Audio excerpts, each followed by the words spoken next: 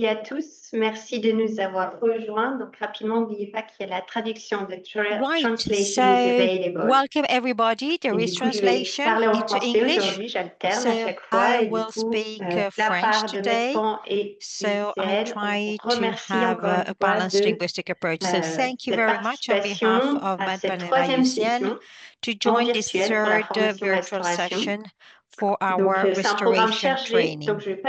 So I don't want to dwell too much. I will give the floor to our facilitator, but before that, just a few rules. So please type your name and the name of your organization so that anybody can know who you are. And then we have a simultaneous translation. Try to mute your mic if you are not speaking. And if you want to get the floor, just to raise your virtual hand or write a message in the chat.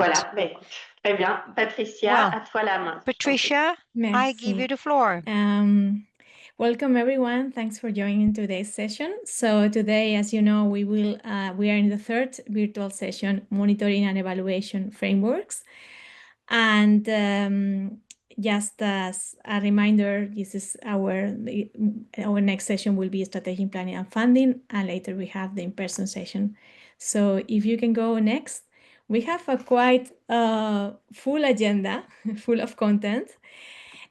So it's all very interesting and relevant content, but we still want to keep the discussion with the participants. So I will ask also the speakers if they can, be in time, if they can, within the time frame that we have. So we have this 2-hour session, and then we will start with a short recap and introduction, and then we'll hear from Ons Bensarti, the case study from Kerkena, since she didn't have time in the last week to explain her case study, so she will start, and then we will do explain the objectives of the session. Next, Adrienne Cheminet will present the UBC and transit protocols, followed by Dimitris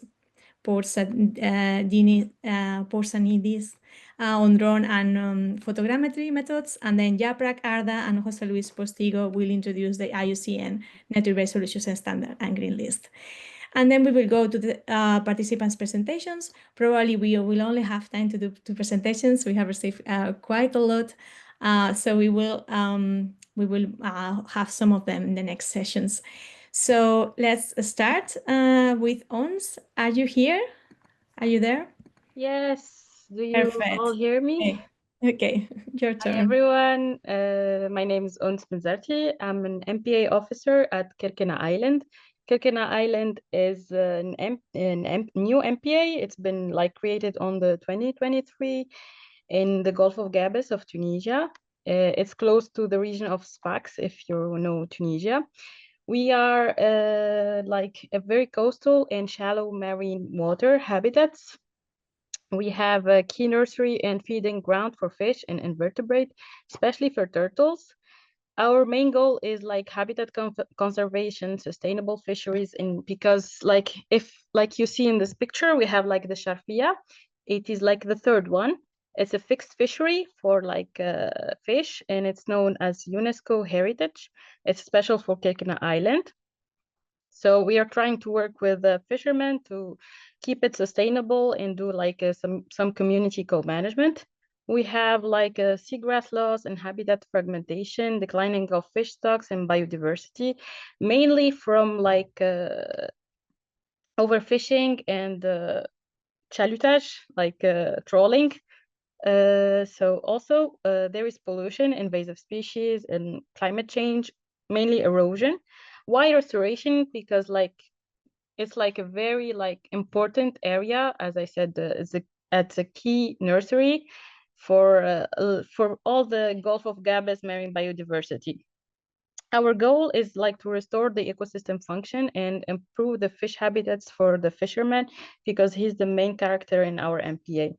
We are the first kind of MPA in Tunisia that we have a very strong connection with the fishermen, because they live there in the MPA. It's not uninhabited. Can you go to the next slide, please?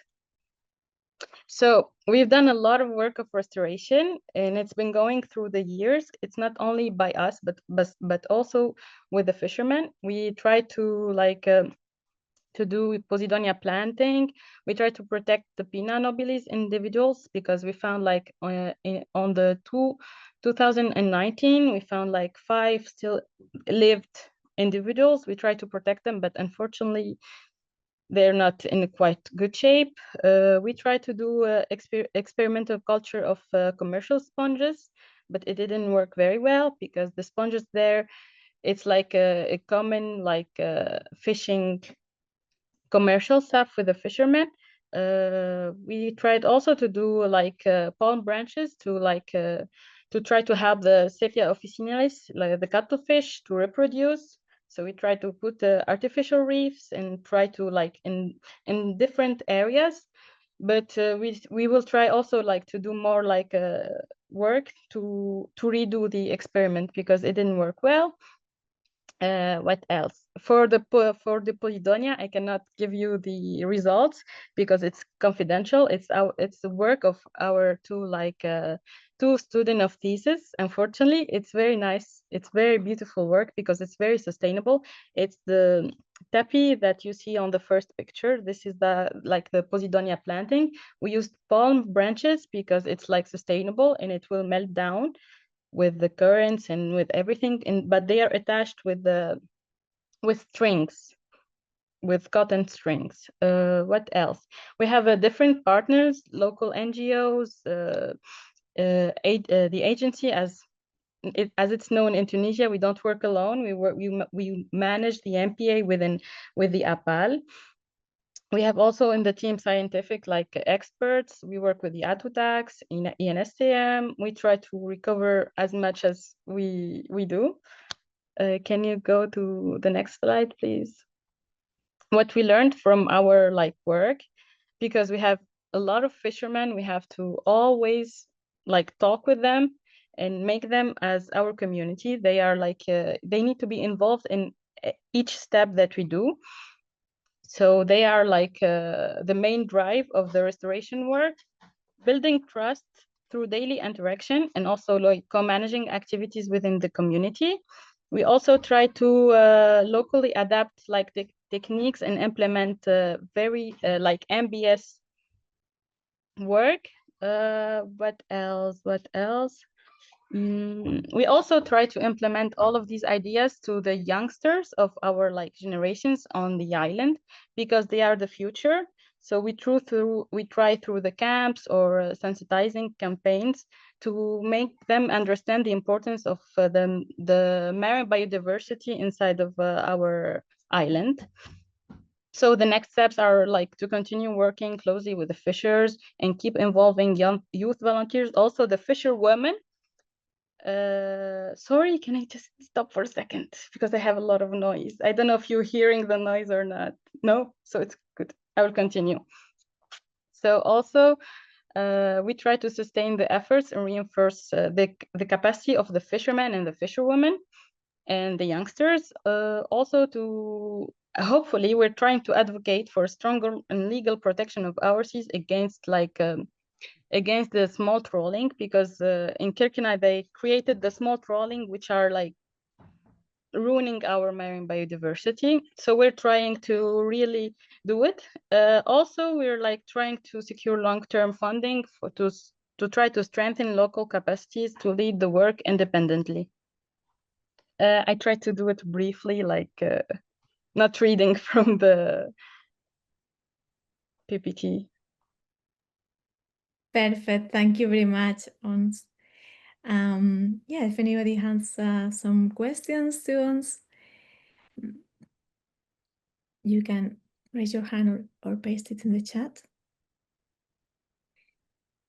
So how is the succeed rate? I didn't catch it well for the Pinna nobilis. You say you're also... For the Pinna nobilis, they were almost 5 or 6 individuals. And unfortunately, we found last summer, we only found 1. Mm-hmm. We're still trying to really look for more. Have you performed baseline mapping? We're working on that for the seagrass meadows.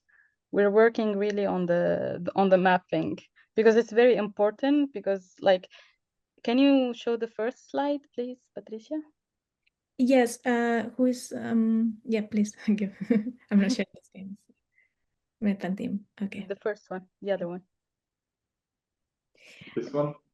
No, the other one. Okay.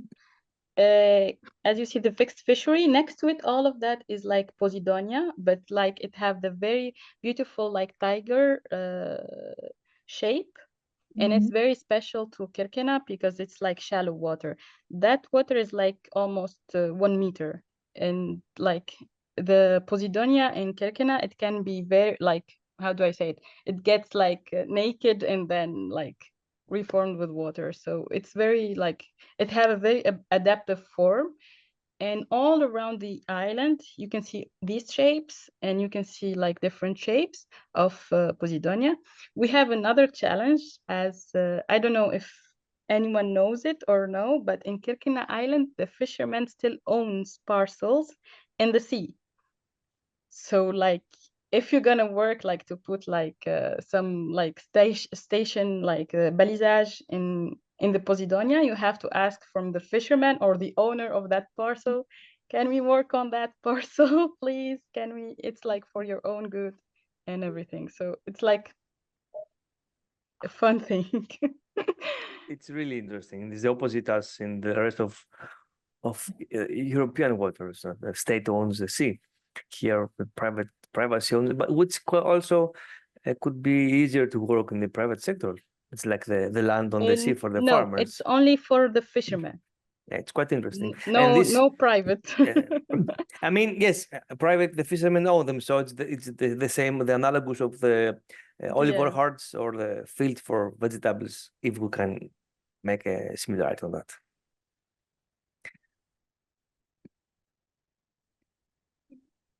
There's already a lot of questions. That was only the first presentation. There's a question about this baseline data. Have you mapped all the Posidonia? If you're working with the fishermen, so I think you already started answering this question. Yes, we work with the fishermen, but they can be very hard to work with, especially fisherwomen. Ranim also has a question. Raise the hand. Yes, I would actually like to ask Ons because you mentioned something interesting that they have land in the sea or they own specific parcels in the sea and they fish in it. And we don't have the same problem in Lebanon in the reserve here, but we suffer a bit from private owners of land on the terrestrial side. How do you approach, like when you want to work in these areas or try to protect some kind of habitats or biodiversity in that area, but it's owned by someone? How do you approach that? A lot of convincing. And also like with the habitats of islands, they are very like strong-minded. You try as much as you can to convince them. So if not, it's like we cannot do anything. We just work on the seaside. Okay, so it's trying just to convince them. If they say okay, then you work. You cannot work without because their at the end it's for their own like good. They will understand. It's like you show them all the positive sides and also the negative if there is any negative side, but mostly all the positive side and what he can like get from protecting that part of the sea or the biodiversity. Okay, thank you. You're welcome. Thank you very much. So if that's okay for all of you, we will move for the following presentation. And yes, first of all, I will remind the learning objectives of today. So today we will identify key indicators to track restoration success, understand the main monitoring protocols, and learn how to apply evaluation standards such as the IUCN Nature-Based Solutions Framework, and also we will have a talk about the green list. So then for the next, please, and then it's important to remember why monitoring matters. So it helps to improve management decisions and improves scientific evidence for reporting and funding and builds trust with the stakeholders. with this framing, let's move on our next talk. Adrienne Chemini on UBC and Transect protocols. Yes, we can move on. Thank you. Hello, thank you. Can you hear me well? Yes, perfect. Ok. Bon, je vais parler en français et les diapositives sont en anglais, si c'est OK comme ça. Yes, I will speak French, so there will be intertranslation. Thank you, thank you. Great. Thanks for the introduction. So, as a matter of fact, I'm going to focus on some methodological aspects about the monitoring of habitats, fish populations within restoration projects. Right, next slide. Right, so when we talk about restoration, well, first of all, I'd like to briefly introduce the subject. So restoration can be about actions that avoid disturbances, or they can reduce disturbances or compensate disturbances. When it comes to compensation, well, then ecological engineering can be used. So you see that we have transplanted, for instance, so specific plants. It's Zostera meadows to compensate and fix the health condition of seagrasses that have been compromised by a lack of, by the water flow. So the monitoring includes some key issues in all cases.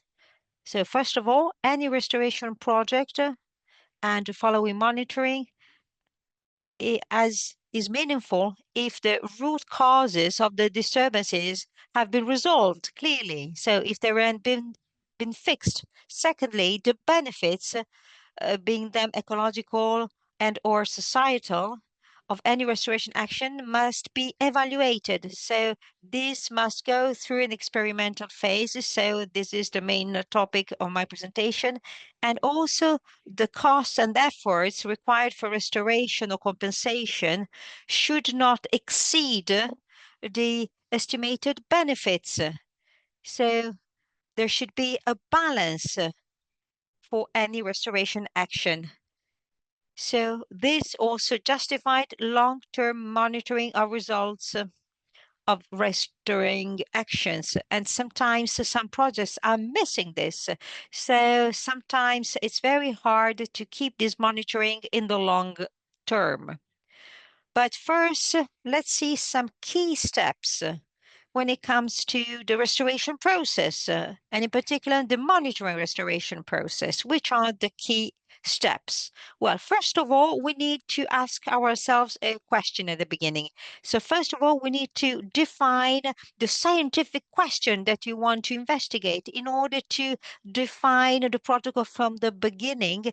And sometimes monitoring fails because the questions have not been defined properly. So the sampling strategy has not been well defined. So first of all, the sampling strategy, once defined, will set the sampling plan. In particular, we need to decide what we want to monitor in order to document the restoration process. So maybe individual densities, or I don't know, the growth rate of meadows, for instance, and which are the response variables. We need to concentrate on specific variables. Maybe some factors, some explanatory variable and factors that can have affected the process and the process outcome more than others. And then the method is key. So which method to follow, and then which tools, which is the sampling unit to be used. So the transect, the quadrant, and also What about replication? In order to have a reliable data, accurate data, we need also to decide the sampling effort that we want to deploy, because sometimes there are time limits and budget limits. And also the observation should be repeatable, because if many observers intervene, they need to gather data that are comparable. So this is a checklist of key questions that must be checklisted and checked. So once that has been established, we can move on to the question. Right. So if we deal, for instance, with the project of no-take zone, that can also be seen as a specific restoration tool for fish population. Right. So the manager tries, first of all, to see whether these no-take zones are effective or not. Are there specific parameters to assess this? But first of all, what do we want to compare? Do we want to make comparison between an area inside the no-take zone and another one outside the no-take zone? Or are there several levels of protection to be compared among themselves? And also, are we dealing with an experimental zone? Yes or no? So within these areas with different levels of protections, we can have different habitats. And so the question can be very complex. So what about the effectiveness of the protection? Is the effectiveness the same in an habitat than in another habitat? And so there could be a measure that is more effective in restoration terms in a habitat than in another habitat. And then, so if we consider the level of fishery in a no-take zone, we can end up with two factors that can have a deep impact on our sampling strategy. On the one hand, the protection level, and on the other hand, the habitat. If every time we have two levels inside the no-take zone and outside, and two different habitats, rocky, reef, and meadows, we can have 4 different methodologies to be documented.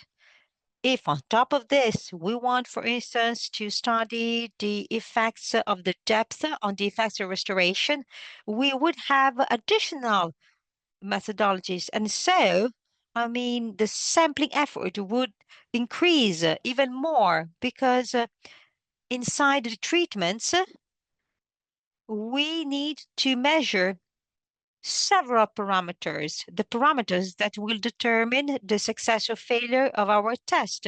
So we will need to count, for instance, the fish and the species, and to determine the population, the presence of each species. So these are response variables. These are descriptors that will illustrate the reaction of the fish population to a specific restoration action, namely the no-take zone. Secondly, we will need to choose the sampling unit. Within each treatment, I need to count within a sampling unit the number of fishes. So we can have the transect, that is like a corridor. What you see on the left-hand side, 5 meters of width, for instance, and 20 meters of length. This is our transect, but on the bottom right, you see the illustration of the fixed point, another method. So basically, you see the number of fishes in a specific well-determined area, and it depends on the target species. So with the fixed species that tend not to move around, the fixed point methodology can be better. Here you will see a diver working within a transect, for instance. And then inside, so we need to take several measures inside the reserve, outside, so inside the no-take zone, outside, and the repeatability will be key, because if you have a look at the literature, we need to know which is the minimum number of repeated data collection. So the minimum repeated samples that are needed to have a minimum quantity of data that is meaningful. So this repeatability issue is crucial because we need then to repeat everything the same way inside each treatment in the covered area. So according to the number of repeated sampling actions, we will need to consider also the time that is going to be needed. At the same time, yes, we stick to this slide. So apart from the replication, we need to make sure that our replicas needs to be repeatable. So let's imagine two divers working at the same time. We'll need to have identical replicates, so made according the same parameters. So before starting doing the field work, these people will have to train themselves. So replication and repeatability are strategic in order to make the sampling effort effective and reliable. Another key element is the timing, because if we wanted to study the effects of the creation of a no-take zone, maybe we will have to repeat the protocol over time according to a certain frequency in order to consider, for instance, the seasonality. So for instance, here you see that in red we made sampling. So in red you see the sampling. So over time, but not too frequently, because in blue you see the natural variation of the studied phenomenon. And so here you see that if we increase the sampling effort over time, and if we repeat our actions, so we see that there is a natural fluctuation.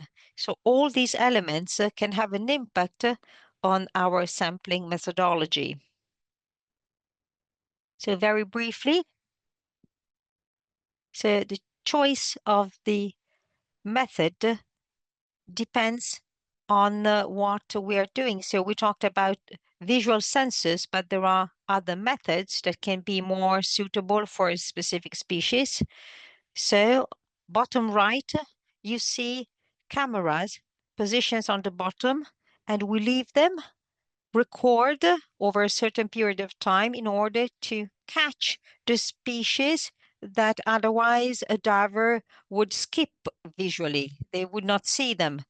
And then you see, so water sampling to study the environmental DNA to have a specific, more complete vision of the species assembly. So these methods can also be complementary. There are pros and cons, but some techniques, like the one with the cameras, are more expensive. And also you can have acoustic measurements that can give an idea also of the movements of the species, but again, they require specific equipment that is expensive.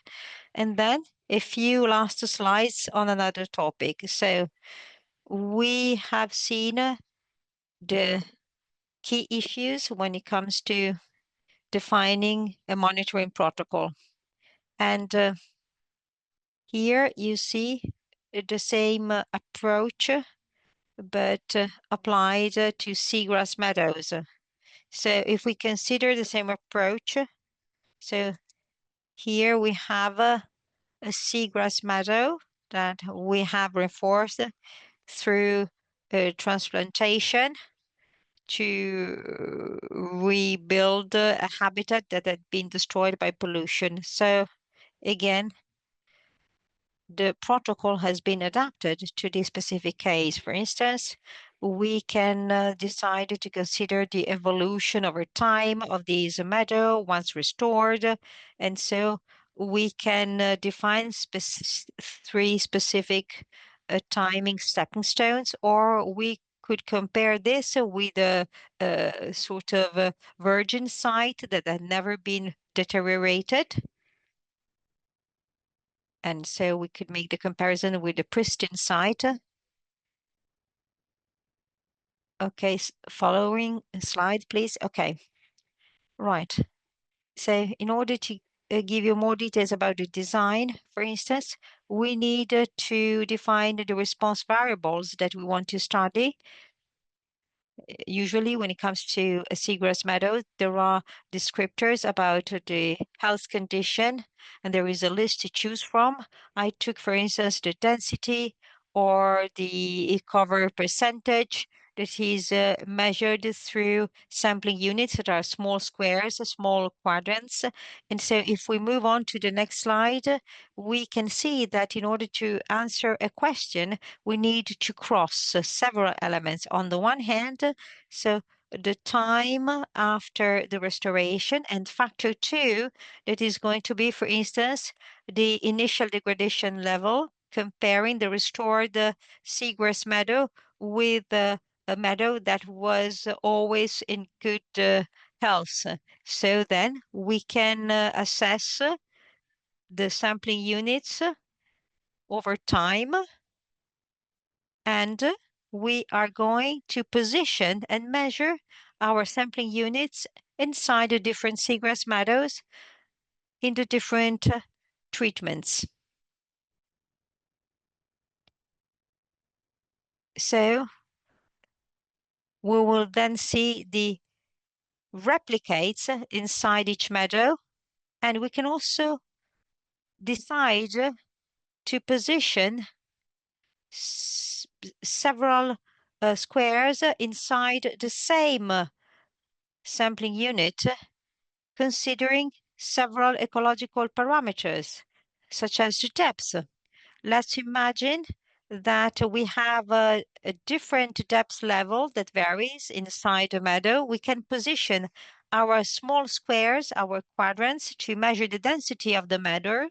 We can put them, at 3 different depth levels so that we can consider the impact of depth that naturally can have an impact on the ecological status of the seagrass meadow, because the depth can have an impact.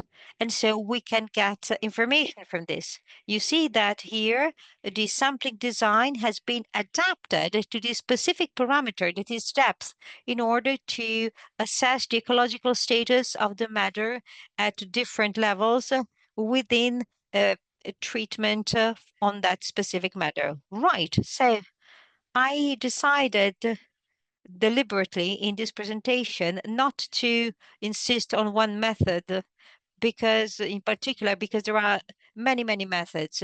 So what we come across systematically is the need to carefully design our initial questions in order to be sure to tackle the right key issues.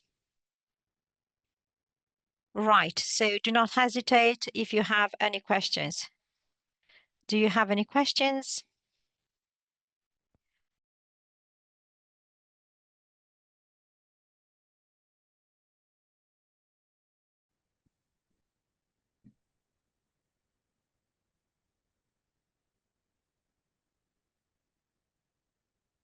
Good, it was very clear. Anyway, there's always opportunity to ask questions later and come back. If you suddenly remember or think of something you want to ask Adrien.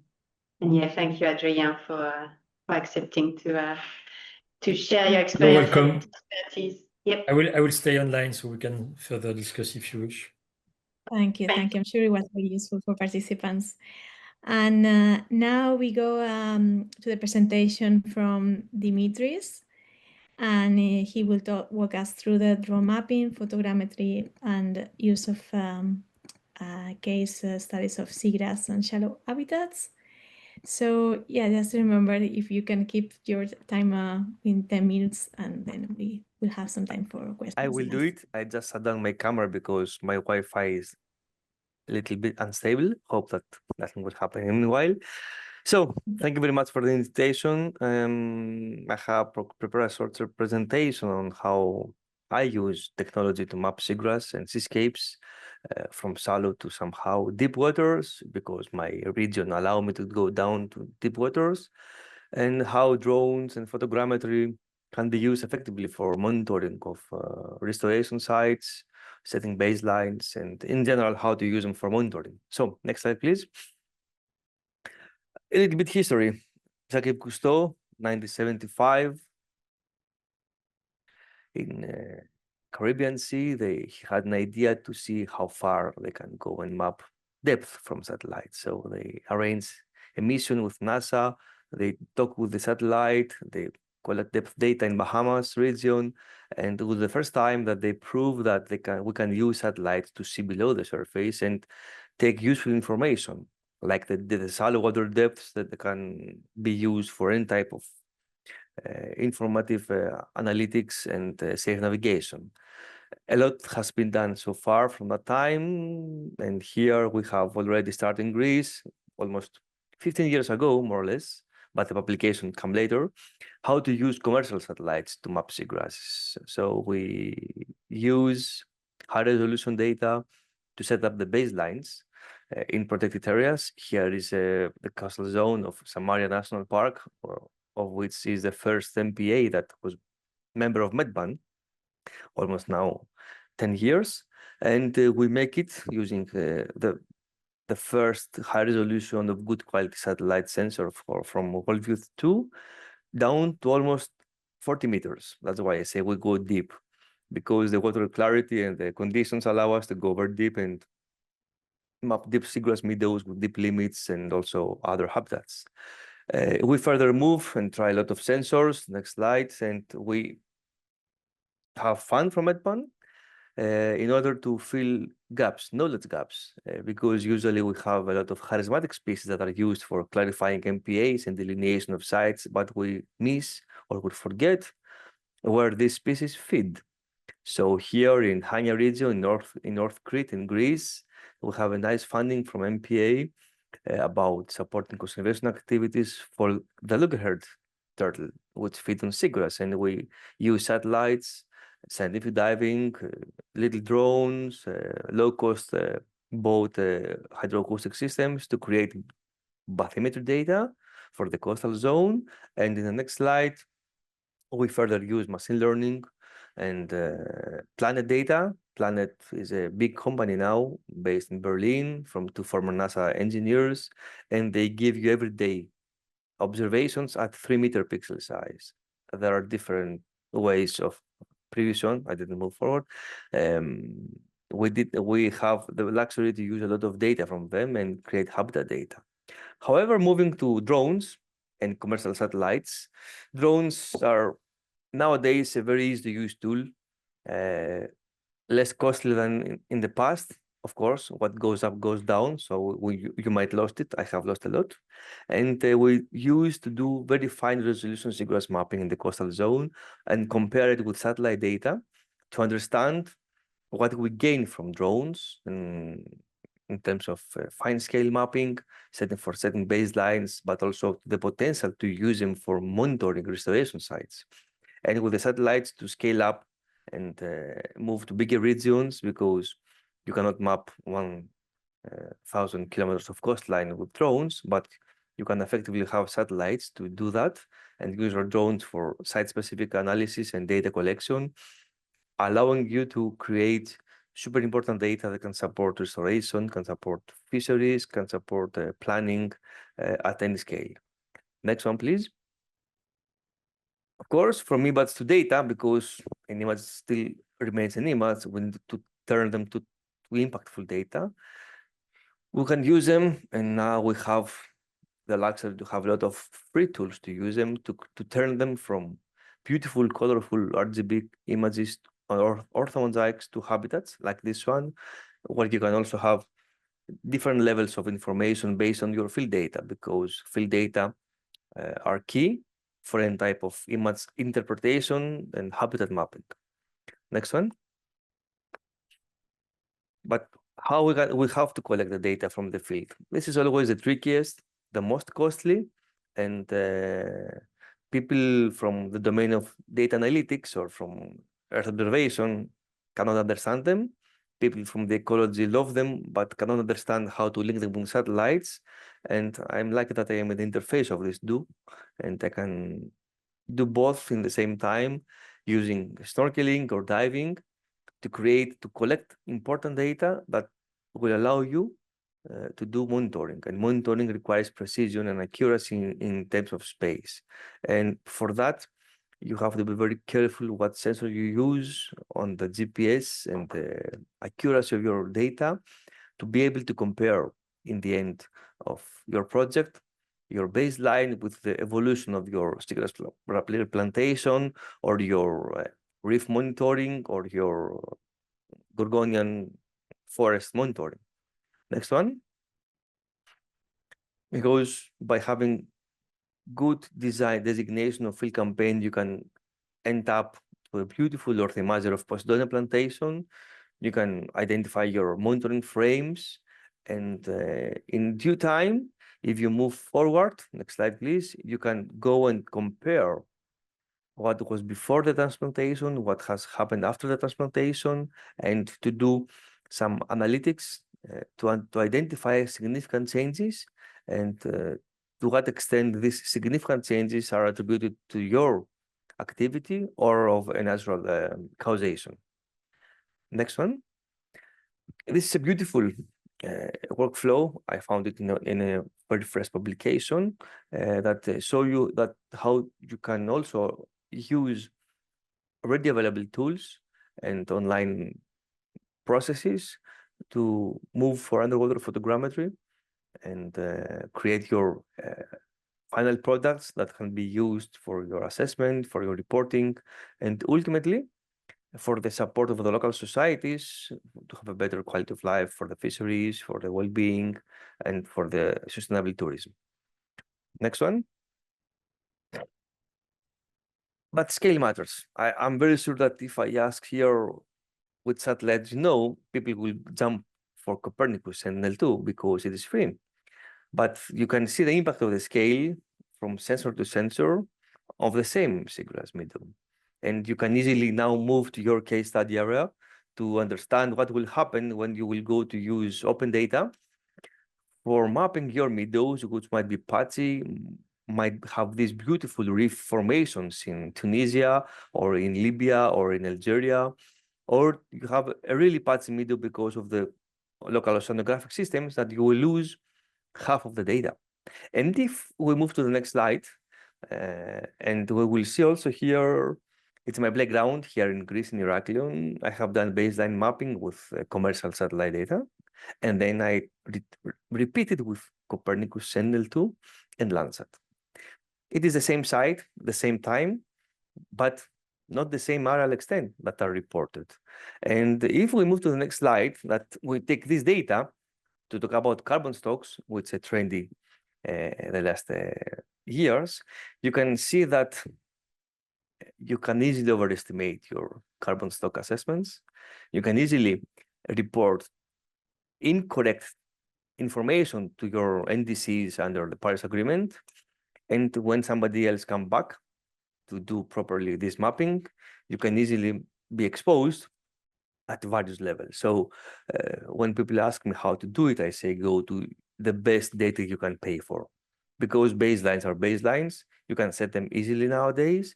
And yes, you can do monitoring with Copernicus Sentinel-2 when you will quantify your overestimations and your uncertainties. Next one, please. And this is a beautiful wrap up my 10 minutes presentation, that drones are very important tools for local scale detail mapping and monitoring. You can fuse drone orthoimagery with underwater photogrammetry orthoimagery, but satellites will remain your big tool to do your regional mapping to the broad scale, the baseline at different scales, and then you can fuse them together to have your ultimate products, your, let's call it digital twin of blue carbon ecosystems, that you can easily understand your overestimations, your uncertainties, and to be very precise at any level of reporting. Thank you very much. That's my son, and I would go for snorkeling normally. Thank you very much, Dimitris. Very interesting and particularly relevant to know about importance of the quality of the data and the scale that you're working on, the type of images that you use. So there's any questions from the participants? Yes, yeah, please. congratulations, Dimitris. You won the prize. Just amazing timing. We never had that so far. Decades of presenting, now I think that I can make it. I would just like to say hi, Dimitris, because we met last week on Crete. Hi, Tina. Yes, absolutely. Yes, in West Crete, again for seagrass. Hi.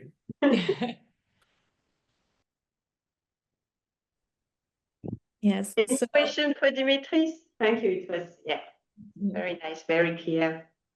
And you've been working in many places already. Yes, later in the presentations of the participants, it will be great to hear. Yes, it is better, I think. Yes, They are using monitoring and also, we were thinking to use new ones. So if that's okay, then we will move for the next speaker. Then we have now IUCN Met, and then we have first, we will talk first about evaluation frameworks from Yaprak Arda. She will introduce the IUCN Nature-Based Solutions Standard, and then later we will go straight with the next presentation, José Luis Postigo, who will cover the IUCN Green List and its relevance for MPA effectiveness. So you have 10 minutes each, and then 5 minutes of questions. Thank you. Thank you, Patricia, and good afternoon, everyone. I'm Yaprak Arda, the Marine Program Officer of IUCN Met. I will do my best to present the NbS and the implementation aspects of NbS within 10 minutes. I will try to give you a snapshot because even a basic fundamental NbS training can take hours and hours.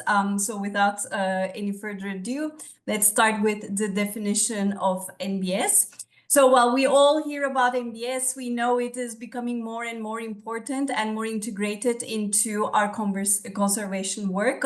So what are nature-based solutions in terms of definition? So NbS are defined as actions to protect, conserve, restore, sustainably use and manage natural or modified terrestrial, freshwater, coastal, and marine ecosystems, which address social, economic, and environmental challenges effectively and adaptively, while simultaneously providing human well-being, ecosystem services, and resilience and biodiversity benefits. So next slide, please.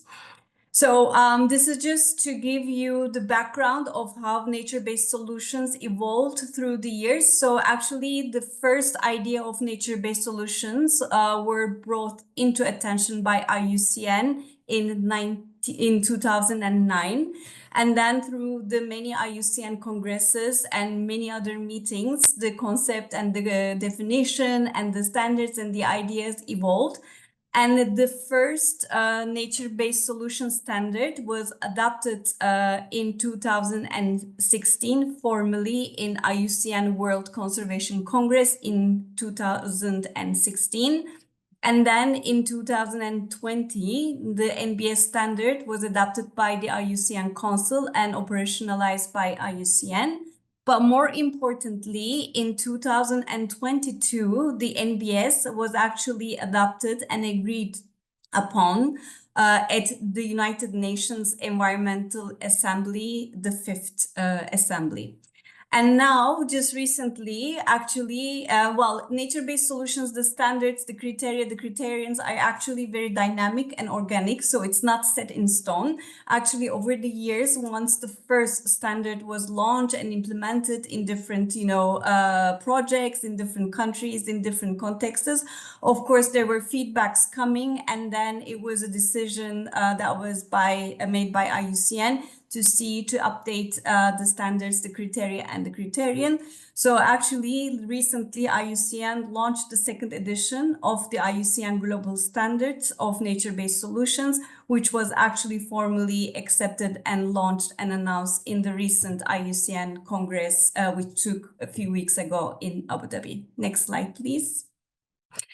So, well, we know that nature-based solutions, as they are actually accepted by the United Nations Environmental Assembly, are in a very important position in terms of influencing policies. And so nature-based solutions and policy goes, joint hand in hand in action. So we know that nature-based solutions are at the heart of the IUCN's new nature program 2030. They are actually being uptaken and mainstreamed by UNFCCC, UNCCD, and UNCBD. We know that at the global level, for some of the global goals and targets, they are actually being recognized as a strategic planning framework, such as the NDCs, such as the SDGs, and many other national plans. And also nature-based solutions are considered as a versatile multi-level approach, a tool for smart financial decision-making. Next slide, please. So what are IUCN global standards? So let's have a look into the main standards and the criterion. Can you click once more, please? Once more, let's have all the S, and that's all. Thank you. Oh, one slide back. Okay. So, just to know, the NbS are highly aligned with the the IUCN standards, which are the backbones of the NbS, are highly aligned with the global definition of NbS. And they are facilitated standard for design, assessment, and scaling up for NbS. And as you see, there are 8 criteria. And then within the criteria in total, there are 28 indicators. And all of the criteria and the indicators are based on knowledge co-creation, conservation science, social science, and traditional knowledge, all combined together. And in the Congress in 2020 IUCN Congress, the promotion of the NbS standards were actually designated as a resolution. And as we see that they are being uptaken and mainstreamed by many global targets. So when we look at the IUCN standards, I was just mentioning that there are 8 criteria. So those 8 criteria, as you see in the image, is the societal challenges, design at scale, the biodiversity net gain, economic feasibility, inclusive governance, balanced trade-offs, adaptive management, and mainstreaming for sustainability. Next slide, please. So how do we apply the standards, the tools? So we will have a bit of an overview. So how do we use the standards and the criteria and the criterion? So we try to use NbS when we want to assess whether an intervention or a proposal aligns with the standards or not. We use the NbS when we want to inform internal and external stakeholders on the means of verification in place and in use to measure the indicators. We use NbS standards to identify areas of importance. And we see that at the global level, they are being piloted across different regions such as Africa, Asia, South America, and Oceania. And they are being implemented at different levels in different ecosystems concerning different societal challenges and, of course, action types. Next slide, please. So, well, how do we actually use the criteria and the indicators? Well, there is actually a web page dedicated for nature-based solutions. And when you log into the nature-based solutions website, you can reach the self-assessment tool, which you can see in the slide that you see that 8 criteria exist in the tools for the self-assessment tools. And basically what you do is you basically provide basic information about your project or your idea or your proposal or your concept note. You define the scope, and then you basically work through all the 8 criteria, which includes different indicators. So next slide, please. Yes. So when you actually run through each of the criteria and then each of the indicators, you basically score and rate your project against the criteria and the indicators. And then in the end, you will be receiving an overview, a report, and then this is like a traffic light report that will give you the main idea or the overall score about your project, your concept, or your proposal, if they're in alignment with nature-based solutions, or if they are in alignment, what is the percentage, or if it's red, or if it's green, or if it's orange. It definitely gives you a certain level of accuracy. And that will definitely indicate if your project is in alignment with the criteria that you are actually running against your proposal, or the indicators are being met or not. So it will give you, the self-assessment tool definitely gives you an overall idea about if this project is in alignment or if it needs to be improved at certain criteria or with certain indicators. So this self-assessment tool is actually available and it's free. Basically, you just need to log on to the NbS site. You just need to just give basic information about the project, the proposal, or the idea, and then you will have to just basically run through the criteria and the indicators to have an idea about where your project is standing in terms of nature-based solutions. So this actually nature-based solutions is that this can happen at any stage of your project. It can be at the proposal level, it can happen during the implementation level or the monitoring stage. This actually is a tool to give you an overall support to better improve your project, to better align it with nature-based solutions. So this actually is a way to support your project and just to advance it a bit more and to make it a bit more in alignment with nature-based solutions. So actually you can just apply this tool at any time, at any stage of your proposal or your project. And this is actually very important. So just to briefly give you some examples of what's happening in the Mediterranean or at the global level. So as IUCN Med, of course, we have many projects that are in alignment with nature-based solutions, but now we're focusing on the marine part. So we will try to give you two examples from two projects that are happening in the Mediterranean. So one of them is actually the RESCOM project, which is a regional project. It's for strengthening the resilience of ecosystems in the Mediterranean.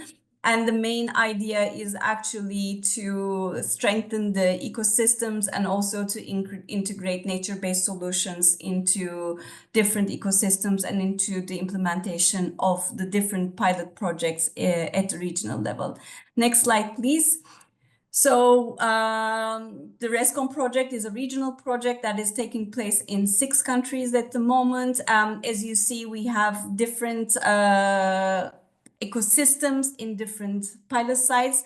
And so nature-based solution implementation depends on the region, on the site, and the activities and actions plan. So just to give an idea about an MPA example, so one of the project pilot sites is Capo Carbonara. It is a marine protected area in Italy. And the main goal actually is the restoration of Posidonia oceanica meadows in the MPA. So it's to restore the biodiversity in the region with the restoration of the Posidonia meadows. So the main actions that are being implemented for this is actually nature-based solutions oriented. So at the moment, this project has been taking just a few years.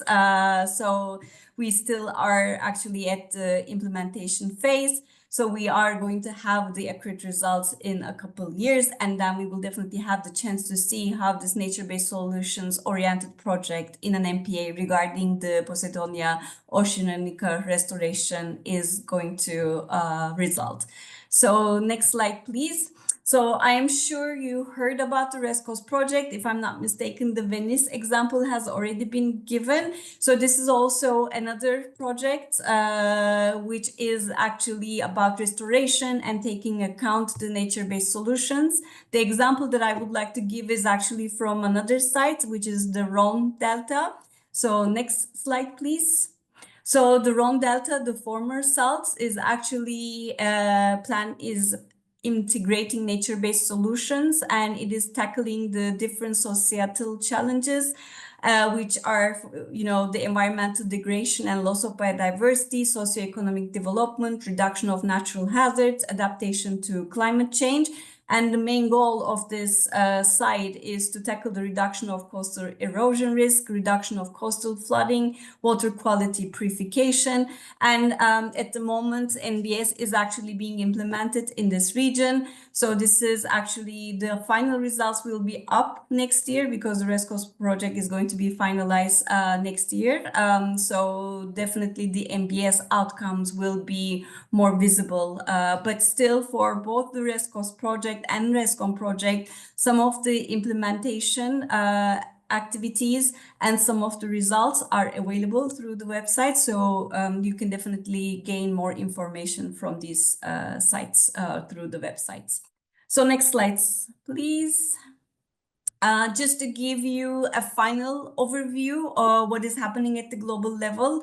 So there are many, many examples of nature-based solutions being implemented in the marine realm. And so at the global level, the oyster reef restoration is actually very popular, and it is very key in certain regions, such as in the United States. Mangrove restoration is actually IUCN overall is quite involved with the mangrove restoration at certain regions at the global level. So they're all actually a good it's a exemplary ecosystem restoration way to showcase the nature-based solution implementation. There are coral reef restorations happening, so they are also very widely documented and used as NbS, where social benefits and monitoring are in place. There's also the kelp forest restoration in the States, and they are also important exemplary projects that are pilot in the temperate systems in the world. So as you see, in the Mediterranean at the global level, there are many marine oriented projects that integrates nature-based solutions into the implementation phase of the projects. So the final slide. So while all the information is actually available, if you were to go on the Nature-Based Solutions website of IUCN, you will be able to find the issue and the policy briefs, the position papers, the global standards, and of course, you can definitely log in for the self-assessment tool and see, how the criteria and the indicators work and how they actually can be applied to your projects. Of course, there are many, many other initiatives and many other publications and many other information about nature-based solutions. Maybe a recent one that could be an interest for the Mediterranean region could be the recently published Nature-Based Solutions in the Mediterranean region, a look back and moving forward, which was actually published by Tour de Valla.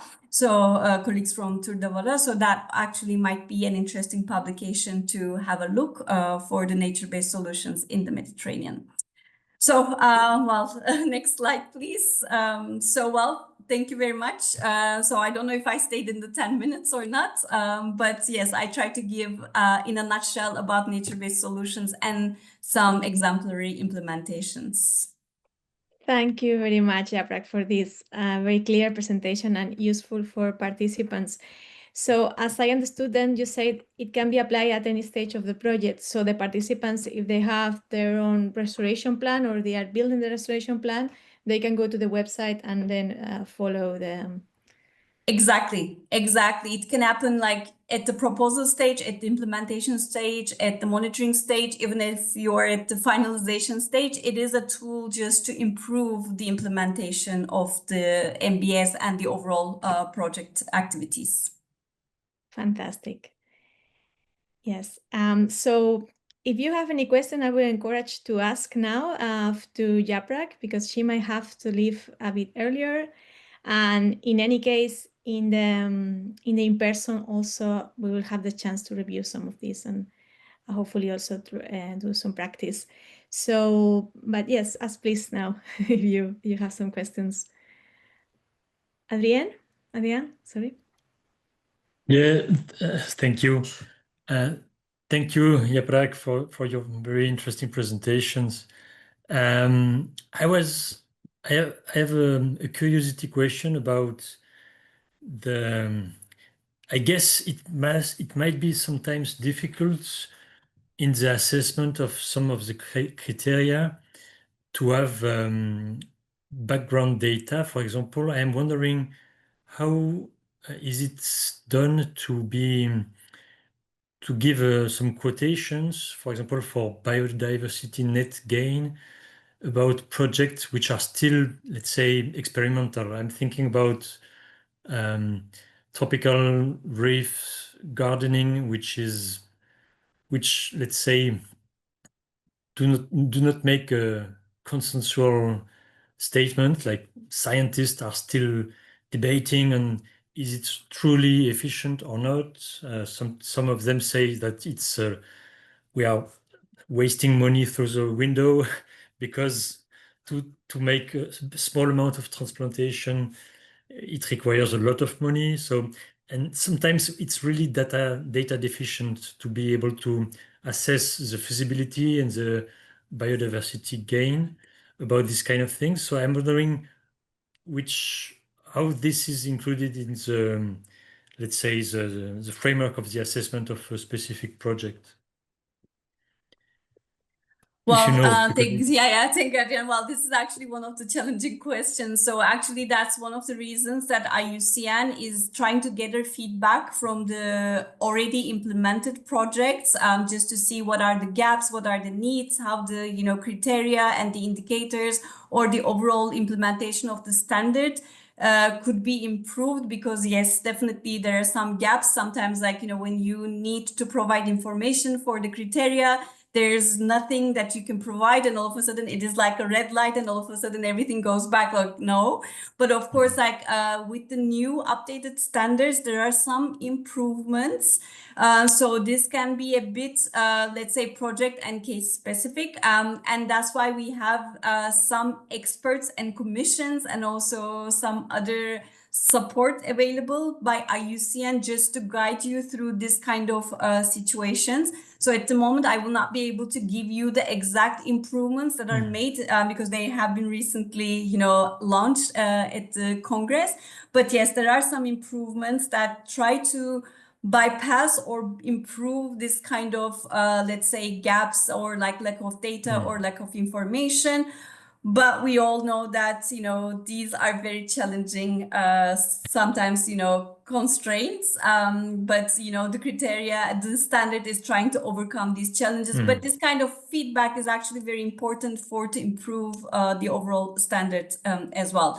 So we definitely can exchange in further detail. My email was available. But yeah, overall, yes, we're trying to improve for this kind of situations. I understand. I understand it's a self-improving system. It's learning by experience.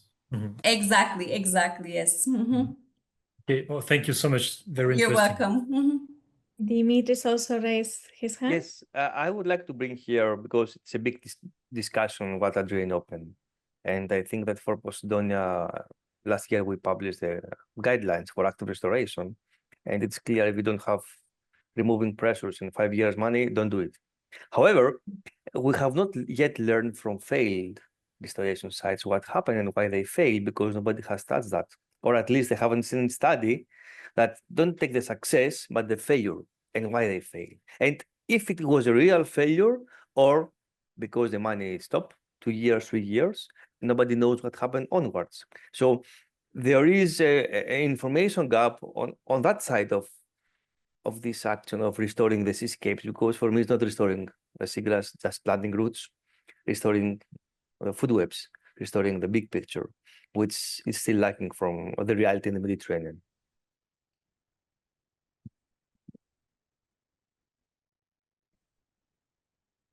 Yeah. Thank you. No, definitely thank you, Dimitris and Adrian. And I think these kind of, feedbacks are important. And there's also, when you go to the Nature-Based Solutions website, there's also a place that you can actually report or, you can give feedback to the IUCN experts working on nature-based solutions to improve, these kind of mishaps, let's say. Thank you very much. So if that's okay for you, we will move to the next speaker, Luis Postigo from IUCN Med. Please, if you can keep it 10 minutes so we will have the chance to do more discussion and have some participants' presentations. So thank you very much. He is going to present the IUCN Green List of Protected and Conserved Areas. Thank you. Thank you, Patricia. I'll do my best to keep it to the 10 minutes. So I'm going to introduce the IUCN Green List of Protected and Conserved Areas. And this is a very short introduction for a standard, which is much bigger. So hopefully in the in-person training, we will have the opportunity to go deeper and to learn more about how it can be used into the marine context we are discussing here. Now I'm mostly setting the frame of the green list, where it's coming from and what is the status now and the main characteristics. So we can move next.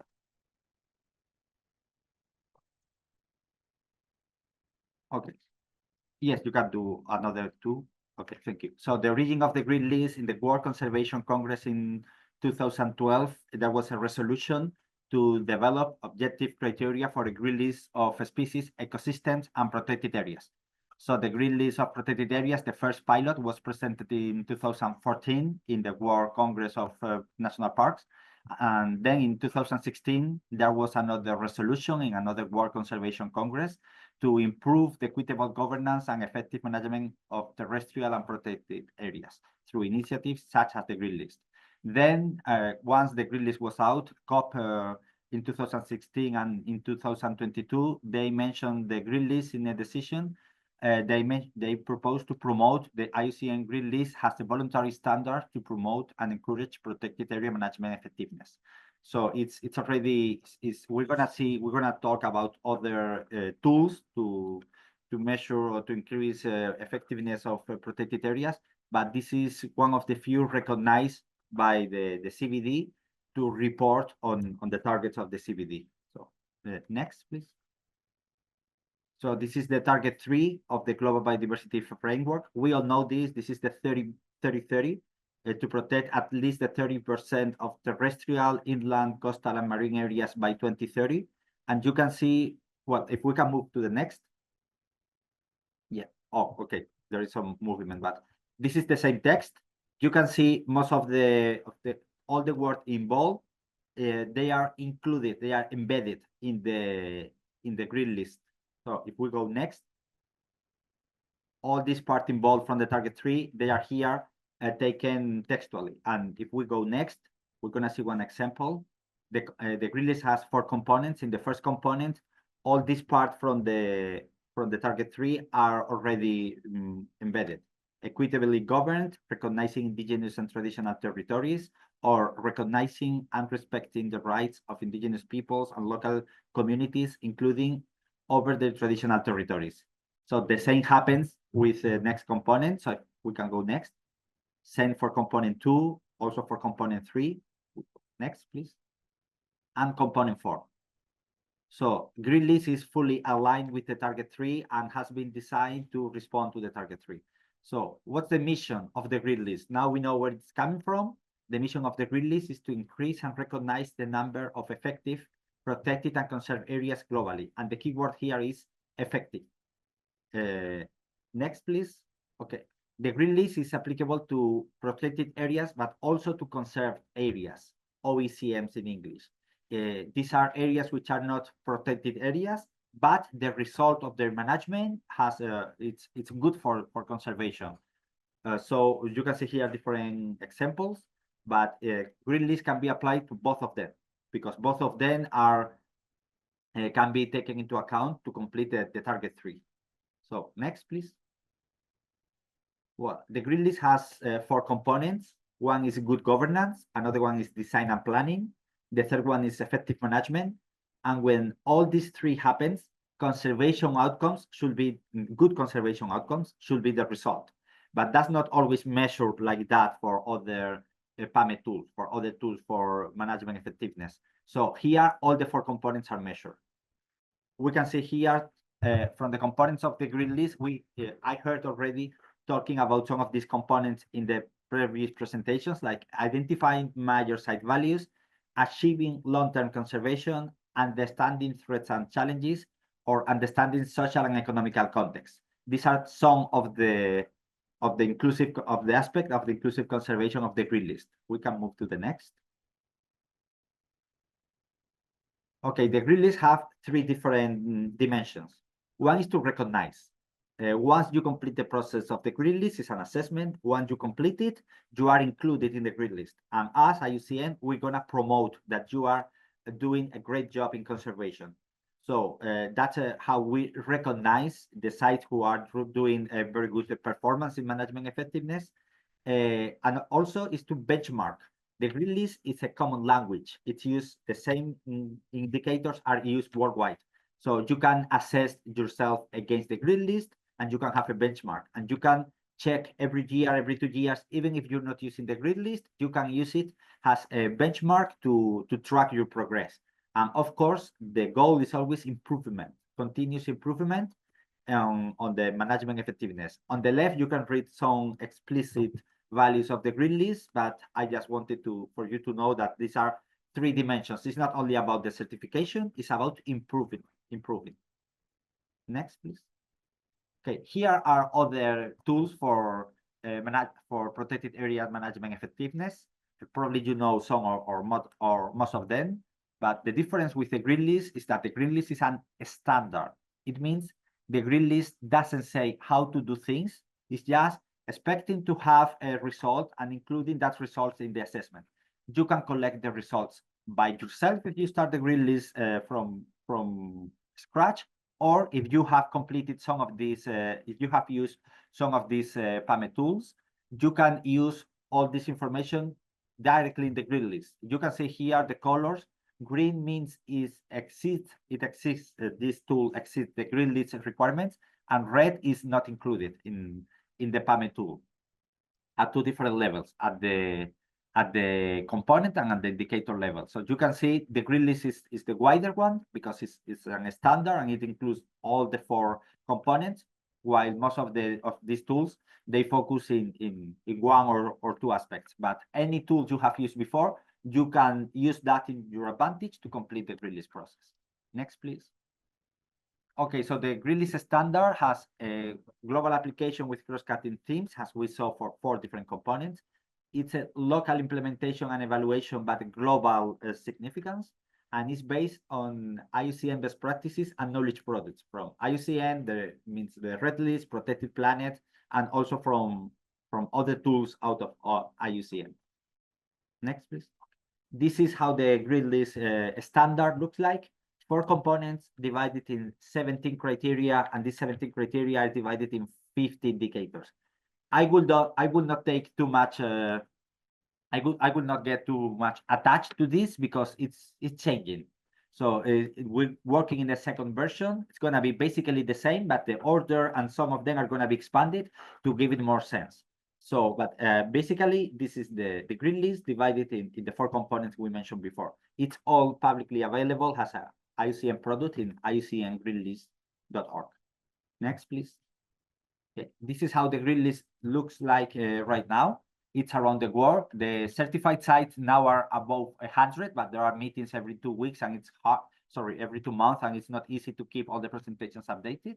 But you can see it's all around the world, and the numbers are increasing really quickly. More than 300 sites engaged in the process, and more than 300 experts, mostly 500 experts participating in the process. And for what is very relevant for this presentation, for this meeting, sorry, there are some regions, some network, which are marine focus, and we have one in the Mediterranean. We created one Mediterranean marine jurisdiction just to support Mediterranean marine protected areas in the Mediterranean context, because most of the structure in the grid list has most of the structures worldwide are biased through terrestrial development. So we created a group of experts on Mediterranean marine protected areas to support the assessment on marine protected areas across the Mediterranean. Next, please. Okay, this is how it looks in the Mediterranean. There are 34 certified sites right now. Next. These two sites are marine protected areas. So you see there is a big bias through terrestrial protected areas. There are 6 jurisdictions which are consolidated. Some jurisdictions are regional, like North Africa. We have Morocco, Algeria, Tunisia, and Libya. And then in other jurisdictions are just one country, like Spain, France, Italy. These are one country, and others are regionals. It depends on the moment of the creation, the interest, and the capacity. Then there are 6 jurisdictions under development. This is the pale green you can see, mostly across Europe. Next, please. There is one regional marine eagle. The eagle is an expert assessment group for the green list. It's a group of experts to support the creation of Mediterranean protected areas in the Mediterranean. More than 50 experts. Next, please. And there is a project which is named Green List for Mediterranean Marine Protected Areas, where we are developing, you can see here all the partners, and we are developing guidelines to support the application of the Green List in the Mediterranean Marine Protected Areas context. We will develop that in our future interaction. So here you can see, we mentioned before, all the products of high quality are used to support the Green List and the process for all the protected areas. Next, please. The main difference between the Green List and other tools, the Green List is not a self-assessment. There is a group of experts external to the site and independent who make the assessment. And there is international assurance. So Assurance Services International, this is an organization, and they review the whole process, all the methodology of the process, to verify that the process is according to the standard. So that's a sign of quality. The international recognition, we can add here the pictures from that Congress in Abu Dhabi 2025, and we recognize the sites every time we have the opportunity. We mention them internationally because they are doing great and we want everyone to know. Next, please, this is the list of partners which makes possible the Green List. You can see many of them there. Some of them are national, other are private, other are public, different type of organization. And just to finish, next, please. The Green List starts with a commitment of the country, of the nation, of a site. And then there's an adaptation of the standard, very light, just to the reality of the context, and then the sites start implementation. That's how it is global and local and globally relevant and locally pertinent at the same time. And next, in case you the letters move a bit, but in case you belong to any of these groups, from protected area to WCPA member, here is what can be your role in the Green List. You can apply to the Green List to become a mentor, an Eagle member, or implementing partner. We will develop this further in person. And then next, and just to finish, thank you very much. And any question you have, I'm here now, and then you have my email there for further information. Thank you. Thank you very much, Jose, for the presentation. I'm sorry for the formatting issues. We will make sure it's modified, so when we share the presentation with the participants, so they have a good version that they can read well. So I have a question, a general question, like how can the Green List standard be applied specifically to restoration projects in marine protected areas? Because as I understood, this is more for marine protected areas, or it can be site specific only for a project within a marine protected area, so a restoration project. So how this can be used for the Green List is a framework. So the Green List will ask the site, will ask the same questions, and will ask the site for the main natural values. And one of these values can be Posidonia. Then we're gonna ask for the status of this value, and the status can be poor. So if your status is poor, you cannot be on the Green List. You need to have either a good status or improving your status. So in that way, it's gonna settle. We saw here before, you're gonna need to do some monitoring, you're gonna need to set thresholds, and you're gonna need to work through this improvement. So the Green List provide the framework that in some sites, they help them to choose what to monitor, what had you said here, what's the frequency for monitoring, or what needs to be the goal. And once you set the goal, you need to go through. So it's the frame that asks you the questions that your answer is probably going to be restoration required to achieve this good status of conservation. Thank you for the clarification. Any more questions? Thank you. No, so we were just thinking that we should take a picture. You know, we like to do a group picture because some of you already have to leave, some have arrived. So before any more question or before we move to the next presentation, can you put your camera on? And we're going to take a few pictures. And thank you, Jose. Thank you, Yaprak, for your presentation.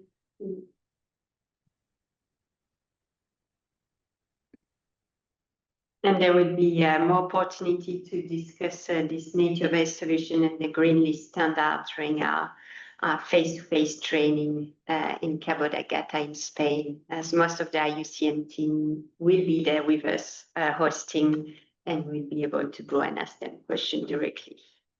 Don't hesitate. Here we go. So we'll count up to 3 and then put a big smile and we'll take a few pictures. 1, 2, 3. And again. Yeah, good. Thank you. Another one. So a few faces appearing again. Another one. 1, 2, 3.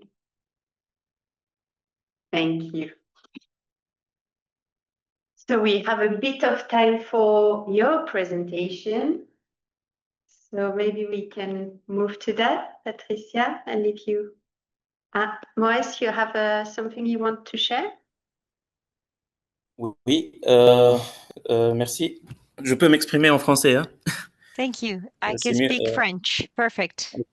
Donc, c'est plus facile pour moi. En fait, c'est juste pour ajouter quelque chose I'd like to add something à propos des outils d'évaluation de la gestion about the ont été assessment évoqués tools par that have José. been mentioned by José. Voilà.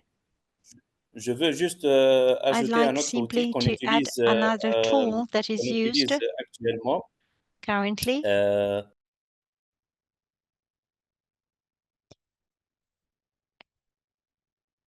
It's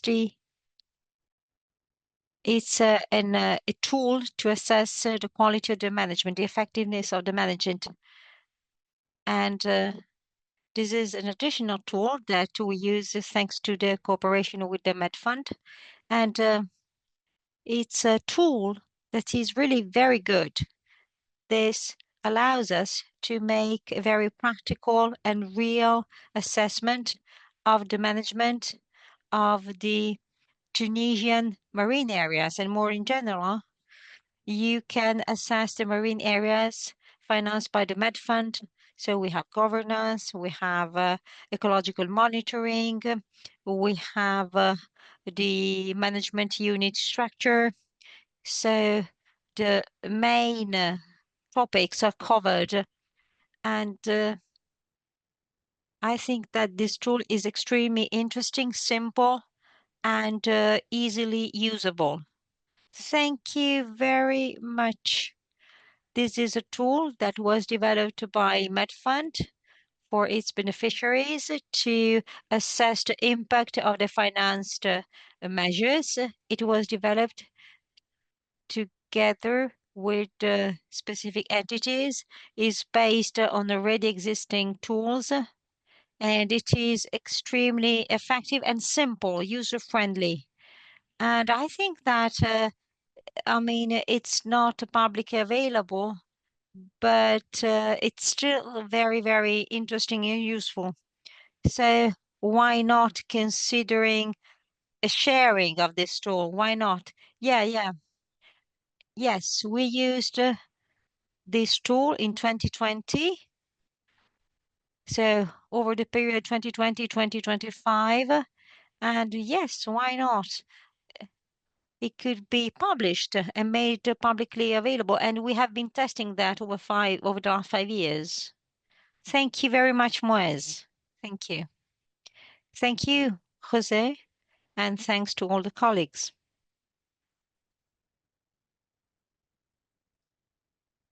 Patricia, would you like? Yes, so now we have some time to do the presentations from participants on their case study.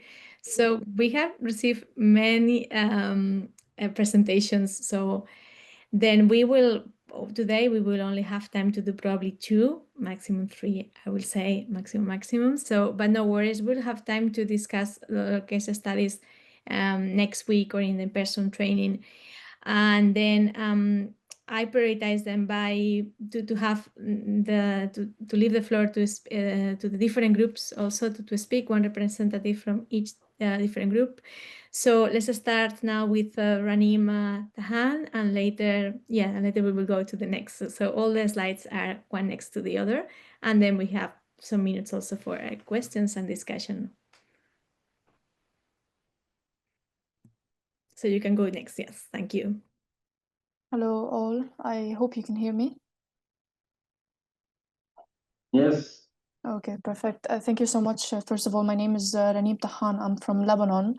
I'm a marine biologist volunteering in the Abbasi Coast Nature Reserve. It's quite a new nature reserve for Lebanon. It was declared in 2020. And the management committee, or what we call the APAC, the Appointed Protected Area Committee, which is what I am a part of. We do not have a management team on ground. We have a volunteer committee that oversees the work till we are able to appoint management people on the ground working for the MPA. So first of all, the Abbasi Coast Nature Reserve is a protected area classified in Lebanon. It's located in South Lebanon, just north of the Tir Coast Nature Reserve, which I think we have participants from with us today. And it's basically characterized by important both terrestrial and marine habitats. Unfortunately, we do not have yet funding from the Ministry of Environment. So since the creation of the MPA, no funding has been set aside from the ministry for the protected area. And we're kind of slowly trying to catch up to funding agencies and opportunities to conserve and rehabilitate a lot of habitats in the area. So we have a small habitat mapping for the terrestrial area. Unfortunately, we don't have any for the marine habitat. One was done recently for like to create a baseline for the marine biodiversity, not a habitat mapping for the marine area, but it will also give us a baseline to work on for the habitats. Where do we go from that? We started off with the marine turtle nesting. So we have one of the most prominent coastal dunes in Lebanon, and the Abbasi Coast Nature Reserve is a sandy beach with rocky shores here and there, but it's mostly a sandy beach characterized with turtle nesting. We have both caretta and Chelonia midas. And we started with monitoring and conserving the sites for nesting to identify, first of all, which are the sites we close off and which are the sites we open up for people. In Lebanon, the law does not allow anyone to take anything from a protected area. So no fishing, no no taking any grass, no taking anything, no eggs at all from protected area. Basically, we have a couple of classified coastal sand dunes, including the bullets found in this slide, the embryonic shifting dunes and so on. And we still do not have any kind of restoration initiatives. This is why it's very important for us to attend this workshop, this training, to understand and try to organize our work, because we're recently also working on the management strategy for the reserve. But most prominently, we're focusing a bit on the turtles and the dunes till we know what we have more in the sea. We have a baseline of biodiversity that I'm not allowed yet to share because it's still, being prepared, but it's promising, hopefully. So main pressures we are facing are like basically the anthropogenic interference, let's say, with the coastal dunes. We have coastal dunes that are retreating naturally back into private lands in the buffer area, which is very close to the coast, to the shore. So this retreating coastal dunes are being removed because they are entering into private areas. So the private owner wants to build a resort there. They want to do some kind of activity. And unfortunately, we do not have the full support of the ministry. They cannot prohibit people from basically doing something in their private land. So we face a bit of trouble on how to manage this. So we aim to better restore or better monitor, conserve these coastal dunes that we have, since they are one of the last prominent dunes in the country. Next slide, please. I think. So basically, as I said, we do not have any restoration set yet, but we envision that we want to work on the coastal dunes. We want to work on the biodiversity of the coastal dunes, the fauna and flora, to monitor the evolution of this ecosystem, this habitat over time, as a time series, to monitor the vegetation cover and the associated fauna with these habitats. I cannot add anything more because, as I said, it's quite new and we do not have any restoration yet in the area. And I hope we can hopefully work on this to make it actually a reality, you know.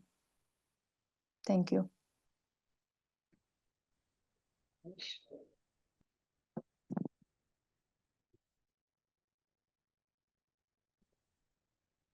Thank you for sharing. Thank you, Ralim. I do have a question actually. Just because in your application you mentioned also about restoring or like trying to have more sustainable fishery management, and you did say, you know, for now you had, you know, no restoration plan, but you mentioned the dune in your application, but also fishery, that there had been a lot of illegal fishery, and one of your targets was also to kind of support more sustainable fishery practice. So as you didn't mention it today, I was wondering if there was a reason for that, if it was not in the plan anymore, still on the plan.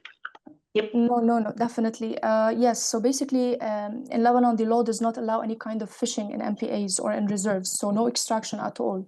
So the aim of that is actually understanding, first of all, what kind of habitats we have in relation to fish, nursery habitats, feeding grounds, what kind of habitats, first of all, we have, and working on conserving and restoring these habitats. Because in South Lebanon, we suffer a bit from illegal, unregulated fishing, and we have the use of dynamites, explosives, and because of the lack of ability to monitor this activity in the area, especially, as I said, no funding at all has been set aside for the MPA, for the reserve, we are not able to prohibit people from entering the reserve. So this is one of the problems. Not all of them use explosives, but fishing in general is not allowed. So we cannot monitor this approach. We cannot close it off as an MPA. So we would also like to work on the fishing part, but it's still not developed. This is why I didn't mention it here, because we're focusing more on what I have information on. We have the terrestrial side covered, so the marine side is still under study. So this is why I didn't mention it. Thank you, Ralim. Very clear. Thank you. Thank you so much. Any more questions? Or should we go to the next presentation? Yeah. Thank you, Mathieu.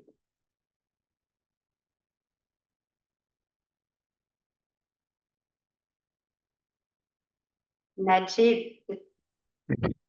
Bonjour, bonjour tout le monde. Vous m'entendez? Hello, everybody. Can you hear me? I am Najib Benayad, President of the Association Ecology Without Borders from Algeria. All right, I'd like to share with you our experience about Posidonia preservation. Right, next. Right, we are a scientific and ecological association.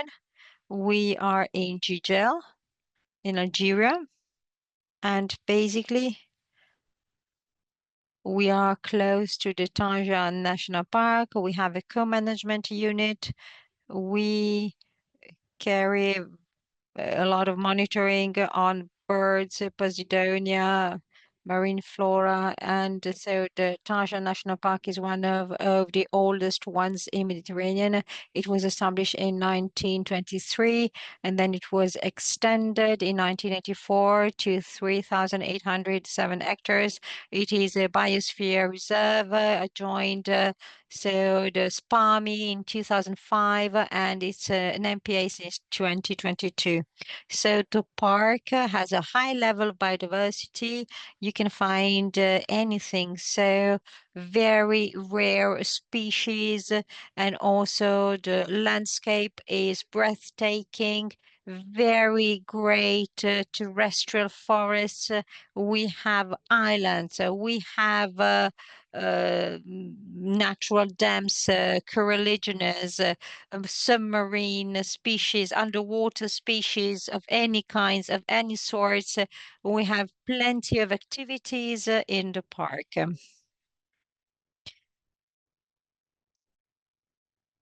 So let's focus on Posidonia. So Posidonia is all along the 30 kilometers of coast.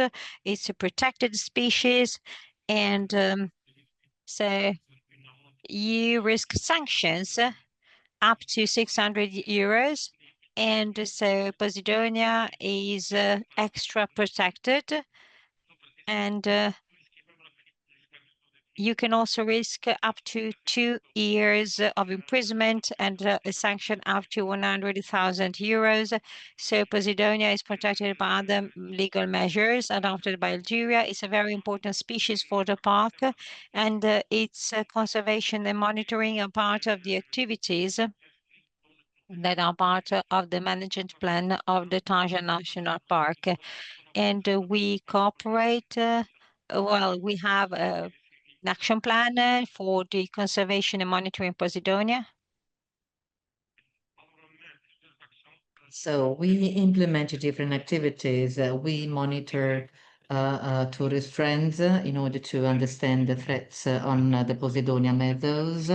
We don't have trolling because this is a rocky area, and the only impact is plastic waste and non-organized mooring and anchoring.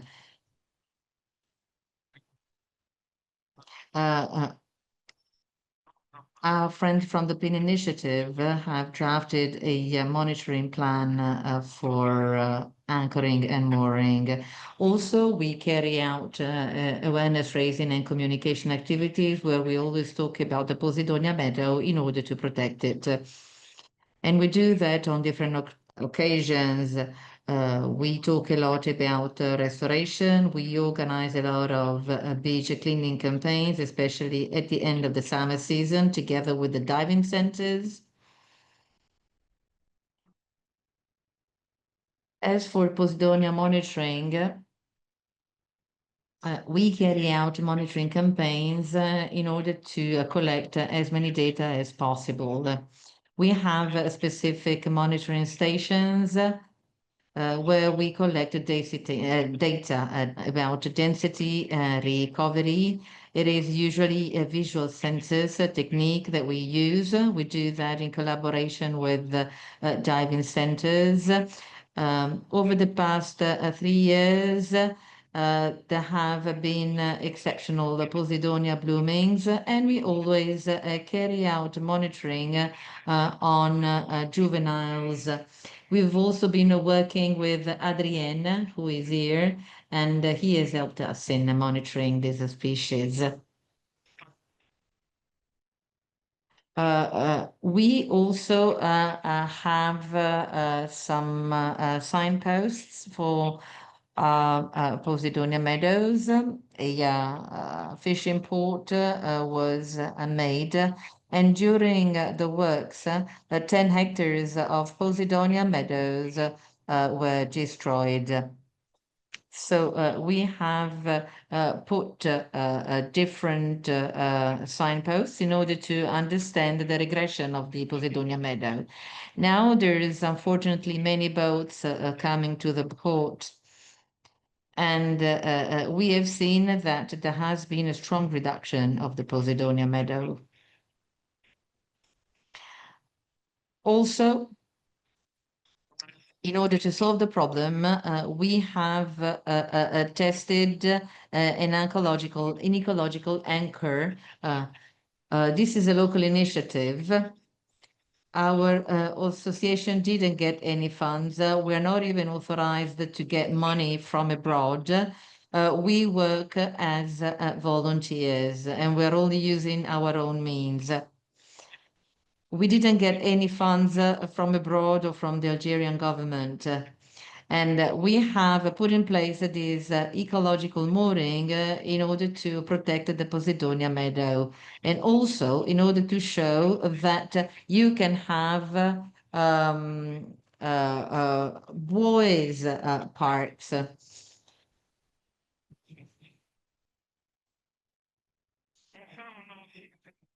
We also have Cimodosa nodosa meadows. This is a protected species in Algeria. Unfortunately, density of Cimodocea is very weak, and the total surface is very limited. They are invaded by Cauler paracemosa, and they are trampled over by divers, unfortunately. Thank you very much for your attention. Thank you.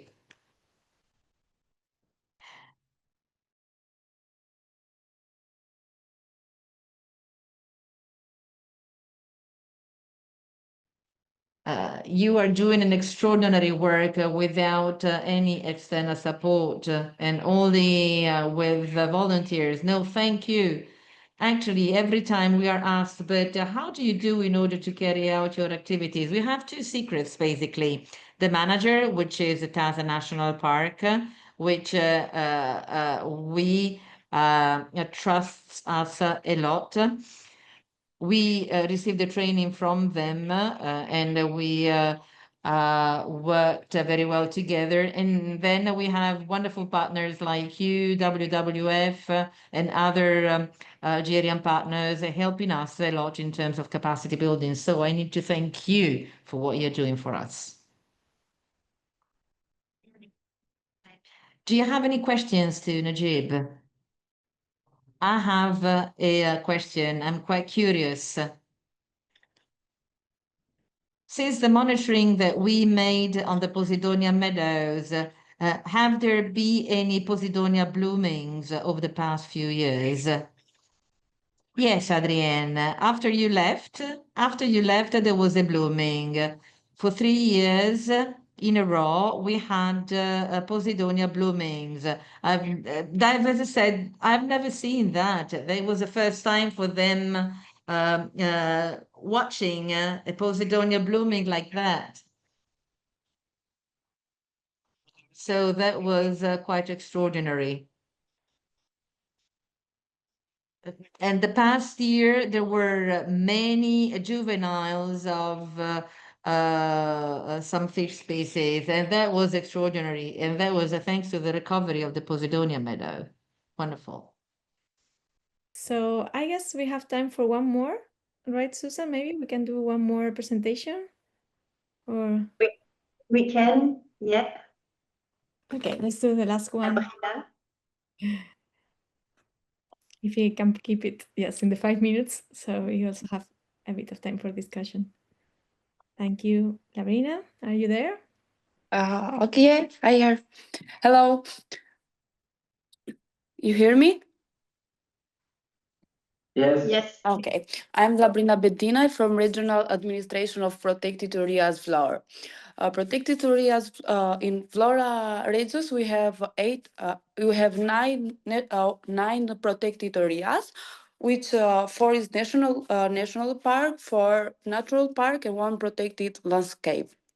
For these case studies, I chose only the Marine Park National Karaburun Sazan.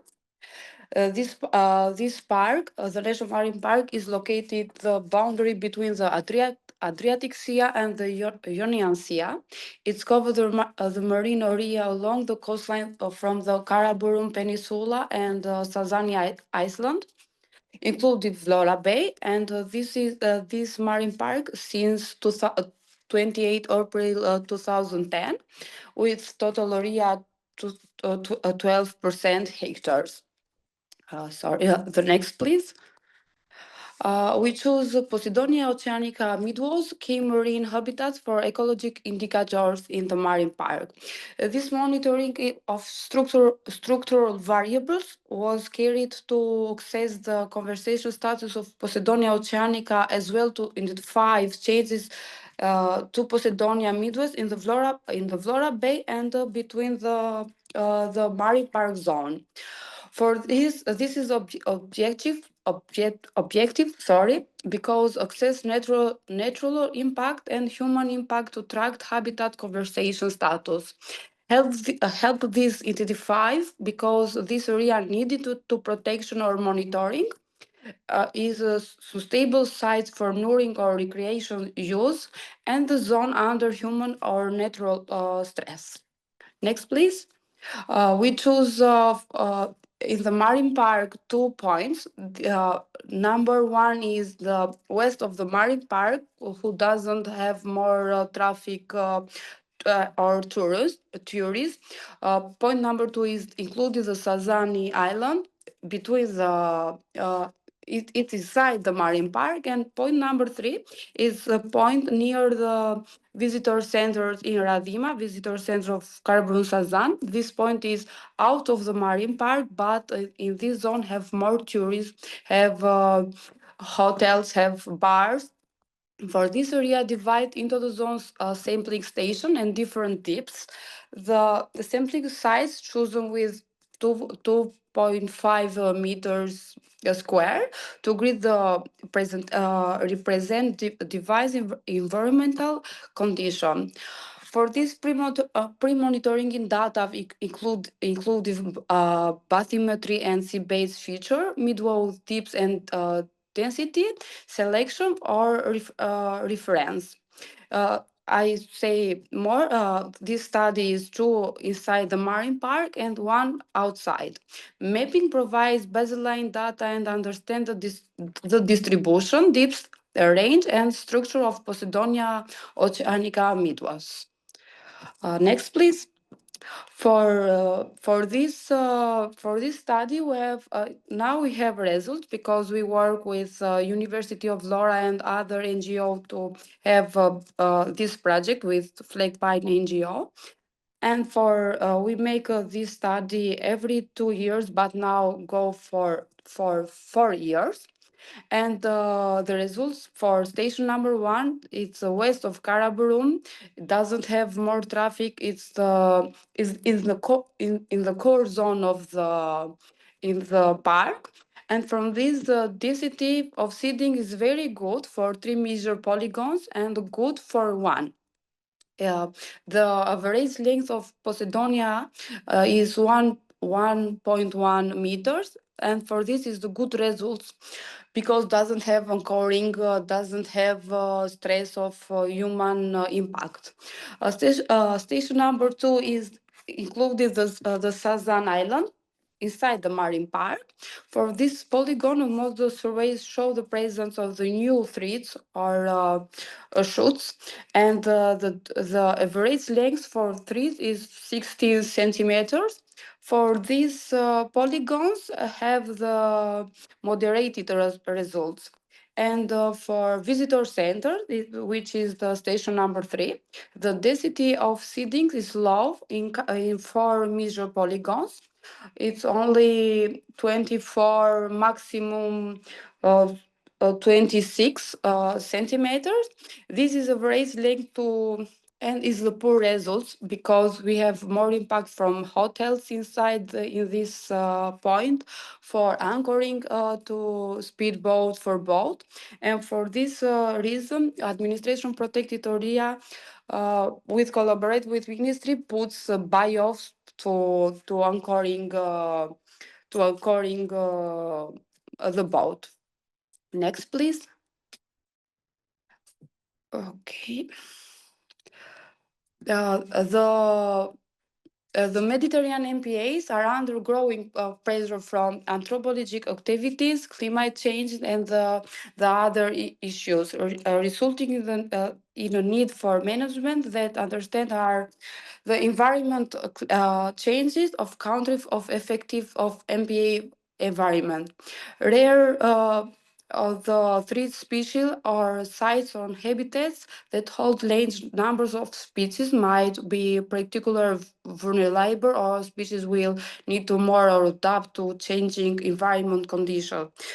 For example, in the MPA, in the caves of the MPA, now we have monk seal habitats for food or to make a baby, or for Careta. Now Marine Park is one of Marine Park to Careta leaves her eggs for new turtles. And thank you.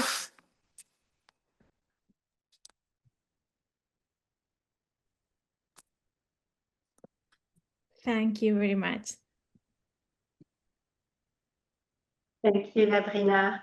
Is there a quick question, understanding or curiosity?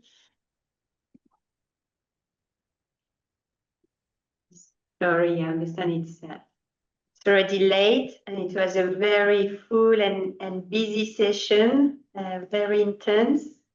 And yeah, I would again like to thank all of you. It was quite a wide program coming with the presentation of Adrienne, who showed us presented methodology, what to choose, how to choose it, why to choose it. Dimitris, who showed us example of remote sensing and can that support different tools that you can use to monitor the restoration process that you'll be using, and then some standardized tool by IUCN, both the nature-based solution and the green list. And I think this is important also to show the work you do, and also it's very linked to funding opportunities. When you have some of those labels, it allows to get recognition and sometimes funding. So I think little by little, just now we're sharing lots of information, lots of presentation, but all that will be also used during the face-to-face training. So yeah, thank you all for sitting through all this presentation. Yeah, but I think we can stop.